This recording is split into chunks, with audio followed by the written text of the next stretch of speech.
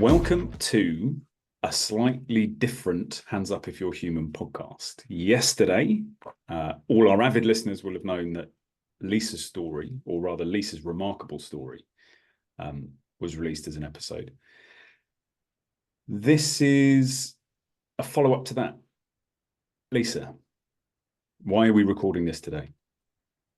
Oh, because we recorded it, and after, on reflection, I might have went back through what I shared. Something didn't sit right with me, and I think it was more the fact that everything I said was very factual, very real. Gone to re-record it again, and it just would lose its poignancy if I did. And I talked about the things I talked about for a reason, but I felt that for my mum especially, that it did her a disservice because I talked a lot about her mental health and the extreme things that happened, but I didn't really give time to the fact that she was an incredible woman, like incredible, with all that going on. And no matter what her mental health issues were, besides her multiple sclerosis, she was a really loving, caring, absolutely adored me and my brother and sister. And actually, when we did have time together, I always snuggled in bed with her. I was always my friends reminded me when my mum passed, they were talking about my mum and at the funeral and on the lead up to it. And I'd forgotten that part of my mum because the latter part of her life, she was extremely disabled in an extremely calm place. Like she was probably the loveliest energy to be around. And that sounds mad because she was so disabled, but there was this loving, just this smile on her face, this gratitude. Like if she saw me, her little face used to light up, and she absolutely adored my dad. And and my friends reminded me of, like, she was the mum that we went to about starting our periods, like who would, lost our virginity to, and everyone used to bundle in her bed, even as teenagers. And that was to me, the most authentic part of my mum. The rest of it was her condition and whatever else was going on top of that, plus the extreme stress that she was going through. And then I felt like, also on reflection, because I was trying to cram in my massive life into a short, well, I say short episode, as concisely as I possibly could, it kind of also skimmed over the fact that the last few years have been where I've really found myself. So I spent a lot of my time with severe anxiety and depression, definitely. And so it hasn't, nothing came easy. None of this has come easy. It's been a long slog, and some of that was still residue for, even till like last year. There would be moments where I knew I still had a lot of work to do on myself to kind of overcome such trauma. And yes, I will still stand by it. I am incredibly grateful, and I absolutely believe that all of those things have had to happen to all of us because of our soul growth. I will stand by that until I move into the next world. But right now, it's like, I'm I don't know. It just something didn't sit right with me after I did the podcast, and I just wanted to make sure that people would know what an incredible woman my mum was, and actually, I've learned a lot from her. Yeah, it's really interesting because I reflect back on the conversation, and I think it's very easy for all of us to think about, I guess, in inverted commas, the negatives. They can be so powerful, and they hold our attention so strongly because they generate these uncomfortable feelings within us that, a lot of the story, if you haven't listened to episode 5, Lisa's remarkable story, then genuinely do, because for me it was a really it was an incredible episode. And because I don't know who you are in the kind of universe shining a light on a sense, but we know each other very well, and I've always been amazed and inspired by who you are. The story of your life, it's no wonder that you came out of that feeling that maybe you hadn't focused sufficiently on the amazingness of your parents, of your upbringing, because in order for you to be who you are today, it feels like that had to have been there to some degree. And I completely understand that you don't feel you touched on it enough. Well, absolutely, because I mean, it sounded like my life was constrained and it was different, I definitely didn't have the normal childhood, whatever normal is. That you know, now on reflection, having my own family and how easy it is for us to go out on a day out and all those things, everything had to be, was there wheelchair access? You know, everything has to be thought through, and you can barely do anything, especially when there's three people that are disabled. I mean, it's quite challenging. We didn't used to go out all together very often because of that. But also, you're right. My parents also gave me the freedom, although I felt like, you know, sometimes I was left up to my own free will because the attention was elsewhere and they were working hard and they both had really incredible jobs considering, like really, you know, they didn't let that hold them back. It also gave me freedom to be me. And I think that's given me freedom to, even now in my adult life, to go, well, I'm not going to follow the norm because I've never lived a normal life. And actually, they always encouraged me if I wanted to go to university or drama school or off to go and work abroad or go and travel abroad. Like, they never stopped me, which is, you know, credit to them, you know, that they recognize the importance of that too. So yeah, so there's loads of positives. And like I said at the very end, I touched on it, my dad literally is like my best mate in the whole wide world. He's, when you say that I inspire you, my dad inspires me 100 times more, and he's very much more committed to his spiritual path in some ways than I am. You know, he gets on his yoga mat every morning. He's just been off to India for the first time, like in the beginning of this year. You know, if I was starting to have a dip, he would then present me with a book. And his just way of navigating what was a really, really challenging life continuously for him. I put him up there, not on a pedestal, because I don't think you should put anyone on a pedestal because they'll fall down, but like he has given me like so much by just being him. That's really, it's one of those things, isn't it, that it almost feels, having heard the original episode and hearing you speak now, it almost feels like the reason the original episode went the way it did is in part because of the work that you and your dad have done. And that, you know, speaking about the challenges of your earlier life, you've always said you're not sharing scars, you're not sharing wounds, you're sharing scars because you've healed from them. And I just get the sense that when we heal from stuff, we can talk about it in a way that we don't feel the automatic need to offer the counter side to it. If something was rough and difficult and inconsistent or painful, we can talk about it because that's what it was. Obviously, in this case, it wasn't that all the time. No. But those feel like the pinnacle points that we like forget to say. Actually, the counter to that is it was lovely a lot of the time, and I was given freedom, and I was all those things you just said. That's what I took from the episode was this is someone who's healed from those particular wounds, and as such is able to, you know, the concept in karmic yoga of Maya, you pull the veils away, you can see it for what it was, and that I think stops us automatically. We would want, when we haven't healed from it, we would want to give a balanced review. Actually, the conversation wasn't about that. This conversation is about the balance. 100%.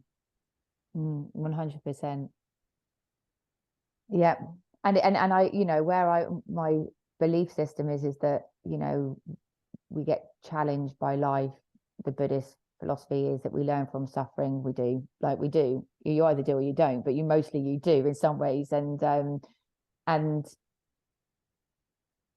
I will stick to it and I will say it again, is that I feel grateful for every single bit. And for whatever reason, we needed to experience a lot of suffering to kind of like be bashed on their head to kind of really wake up. Like, you're really going to wake up. You're really going to understand what this is all about, this lifetime or lifetimes to come, or existence, or however you want to word it. But that is, you know, because I remember saying like, enough now, like this is like, it's like you're literally testing me to my, even when I'd had what I feel like an awakening, and became conscious and stopped sleepwalking, as people might call it, I still was like, enough, like, why are you still? But there was a deeper, it's got deeper and deeper and deeper, that it's now like, oh, okay, like, I really am getting what you getting it. I've got it.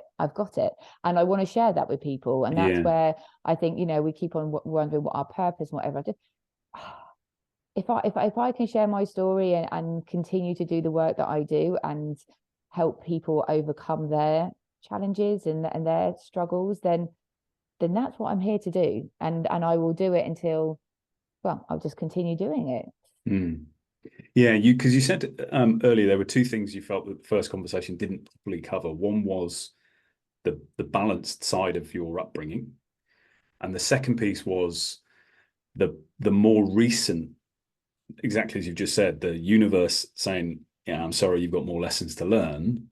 Actually, the universe, I don't think, apologizes. It just says, "You've got more lessons to learn, and until you learn them, we will keep teaching you." What with an idea as to helping people understand what it takes or what it took you to finally learn those lessons, what do you think it took from you, given all the stuff you've already done, in this iteration of the lessons? Does that question even make sense? Kind of. For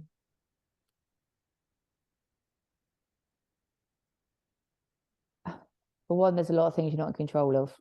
And you're learning not to try and navigate things. It's just not yours to navigate. What it is us navigating our own thoughts, our own emotions. It's sitting with the emotions. It's being real with the emotions. It's being okay that you're not going to have good days and you're going to have to feel it out rather than suppress or numb it in any way, which was obviously what I would have done as in my 20s and my beginning of my 30s as well. Like, it was just the easiest route, but will only basically prolong when you need to get there and do the deep work.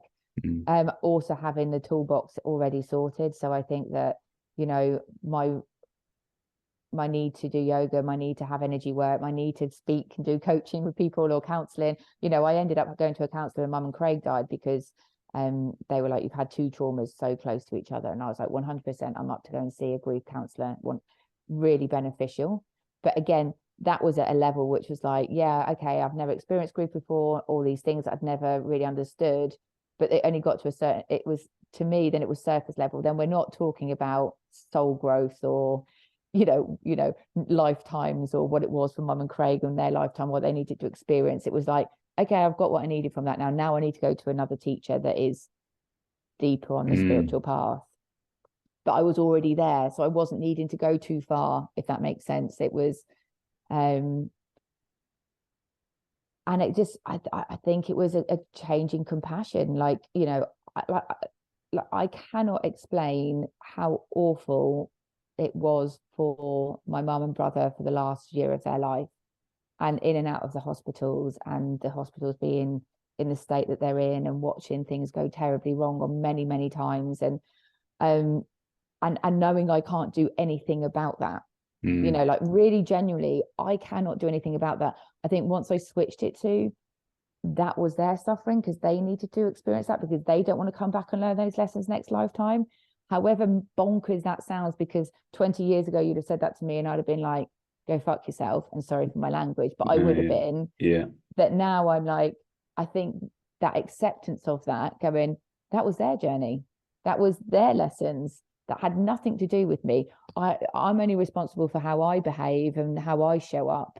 And I think I did the best I could. And I wasn't as dramatic as I used to be. I wasn't then adding like fuel on the fire by being dramatic and saying I want to end my life or get myself into a state, or running out of money in a different country. It was like everything was a little bit more grounded. Yeah, I remember when Craig and your mum died, and there were, in the conversations that we were having around the hospitals and the failures in care, which is essentially what it was.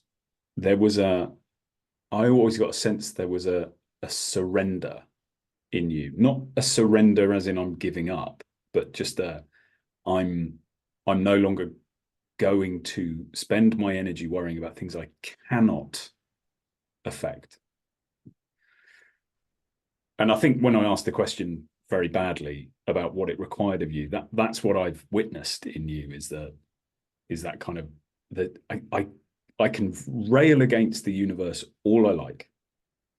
I can refuse to acknowledge that things are the way they are.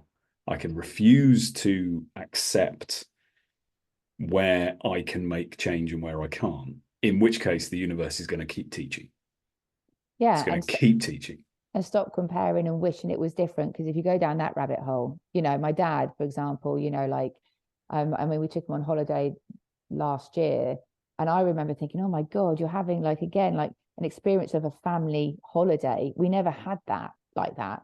And my daddy, we shared a room. It's like, oh my God, you're such an amazing wife. And all I'd done was like, I'd go to the gym, I'd pick him a coffee up on the way back, you know, I'd rinse his shorts, swimming shorts out, just like, but he never ever had that because he was always having to take care of mum. So I used to have these moments of like, oh my God, what my dad hasn't had like any kind of normality ever. But again, go down that route, like, and wishing things were different. That's when the suffering occurs. Mm. And I remember, like, with mum, especially the last year, like as a child, whenever someone said like, what do you want to be when you're older? I wanted to be a nurse. I wanted to be a nurse. Didn't obviously go. I didn't end up being a nurse.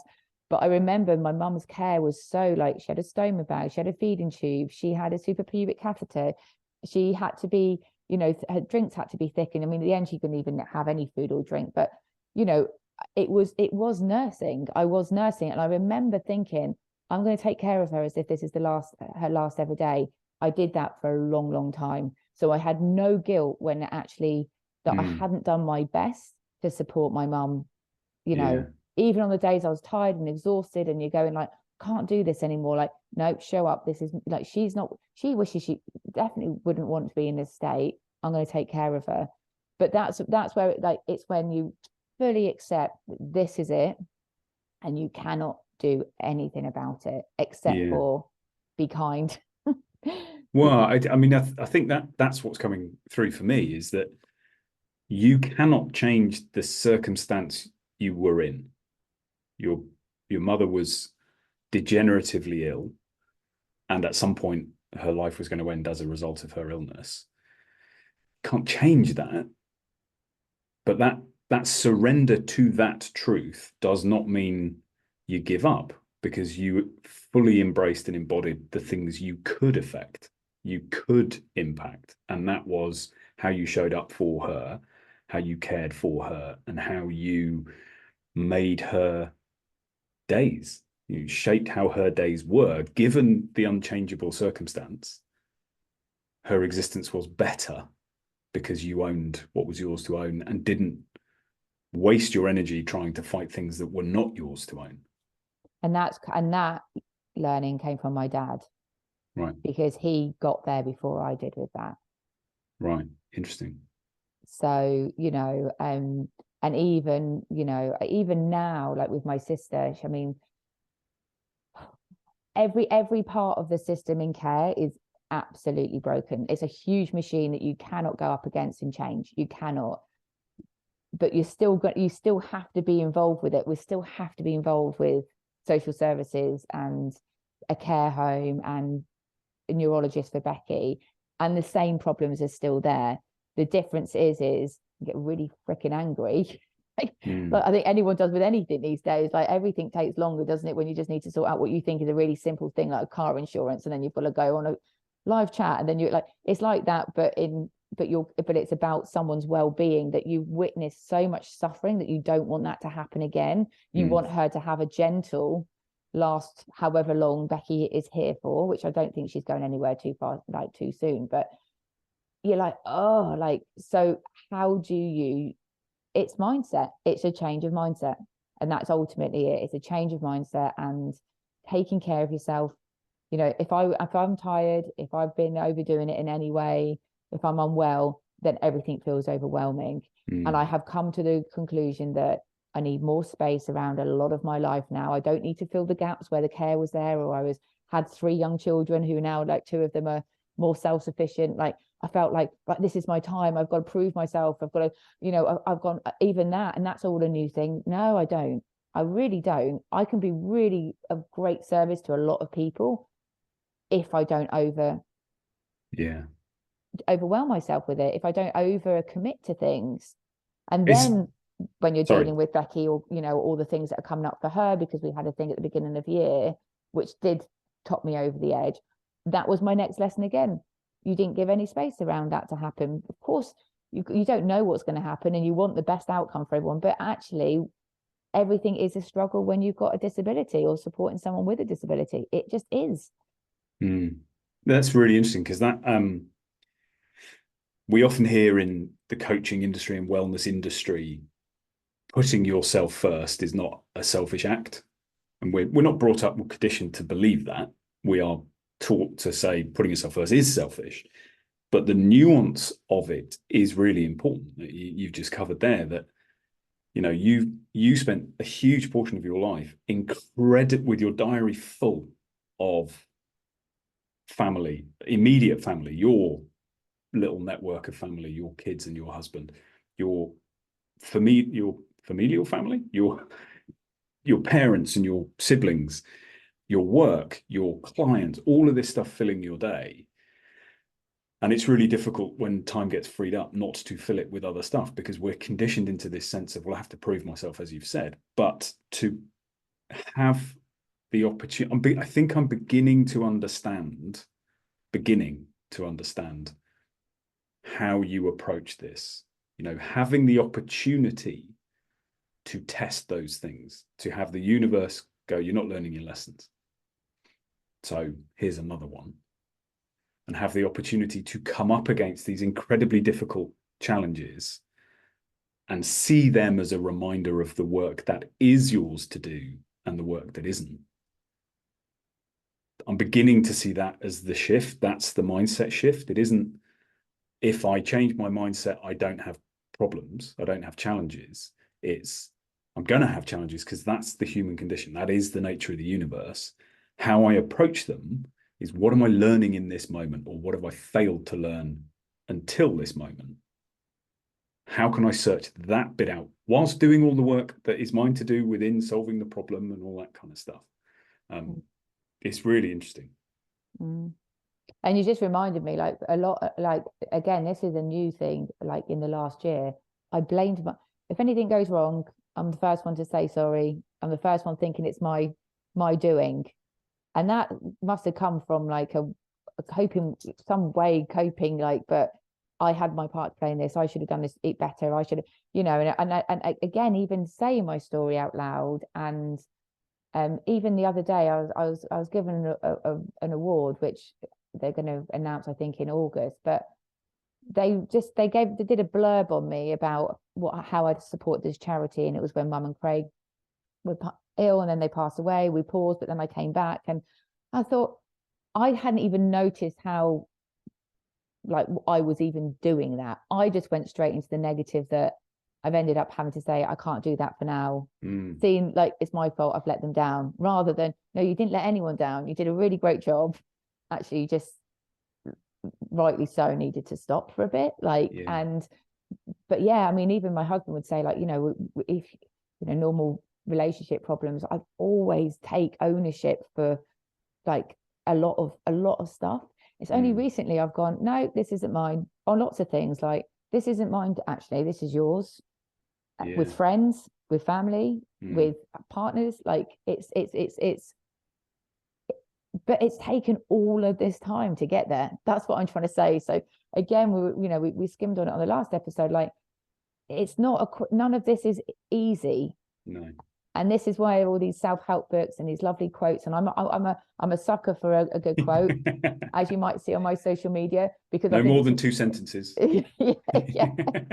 I just like, but I think it's a good like reset, and it's nice kind of like, but you can't just change that quickly. No. And interestingly, what comes out of talking to you is that whilst it's a 2-sentence quote, you're connected with all the nuance and complexity that sits behind that 2-sentence quote. I think one of the issues we face is that lots of people haven't done all the work you have done. or that maybe I have done. And I don't mean that in a that in any other way other than saying what is. And when we're in that situation, those 2 sentence quotes can just seem like utter bullshit because we are miles away from them. And so for you, it makes absolute sense because you go, this is 2 sentences that brilliantly encapsulates all of this work and all of this nuance and all of this complexity, all of this surrender and acceptance and forgiveness and all those things that are required. For other people, it's a barrier. And I'm not saying that you shouldn't post them. You absolutely should. When people read them, I think it's important to recognize there's a load of stuff going on in the background that you have had to work through in order for those 2-line quotes to have any real meaning at all. 100%. And also how even a quote that I might have read like 5 years ago lands with me very differently now, is even more so, even though I had even some substance behind it. And I can get it if you haven't even stepped on this kind of journey yet. You think, what a load of bollocks. Just roll your eyes. Just like, oh God, like as if it was that easy, like I mean, like up. it's like, it's grating, and I get it, they make them all look pretty and all that kind of stuff. No, I totally and utterly get it. But what it would take was, if I was going to do that really authentically me, is putting a quote up and then giving direct them to episode 5. and then this episode. Maybe 5 and 5A, 5B, or whatever you call it. 5.1. There's so much that you've said today that I really wanted for us to talk more about. I don't think this is the episode for it. You mentioned with Craig and your mum that you had to accept that these were their lessons to learn and that their soul had to go through what they went through. Don't want to get into that now because that is a massive topic that, as you said it, I can feel that part of my old blueprint resisting that hard, and the modern, more recent me going, let's explore that. That's really interesting. So I would like to pin that as an episode in itself in the future. But given what you wanted to cover today, is there anything else you would like to add? No, but I just feel much better for doing it. I agree. Yeah, I agree. I feel like it was really needed, and it's I can feel at peace that I've done my family, like, they're incredible, every single one. So yeah. Brilliant. In that case, you happy to wrap this one up? Absolutely. All right. Well, thank you very much for listening to this surprise yet massively, again, I think, insightful and helpful episode. As you know, we are Hands Up If You're Human. You can contact us via our email, handsupifyou'rehuman@gmail.com. Please do like, share, comment, review. Big us up wherever you can if you're enjoying these conversations. I think there is so much yet to come that we would love to hear your thoughts. If there is anything particularly you've heard that you would like to talk about or like us to explore more, please let us know. And until next time, I hope you have a lovely, that's very weak at the end there, doesn't it? Okay, I hadn't planned that bit. I hope you have a lovely time. Anyway, we will speak to you next time. Thank you very much. See you soon. See ya.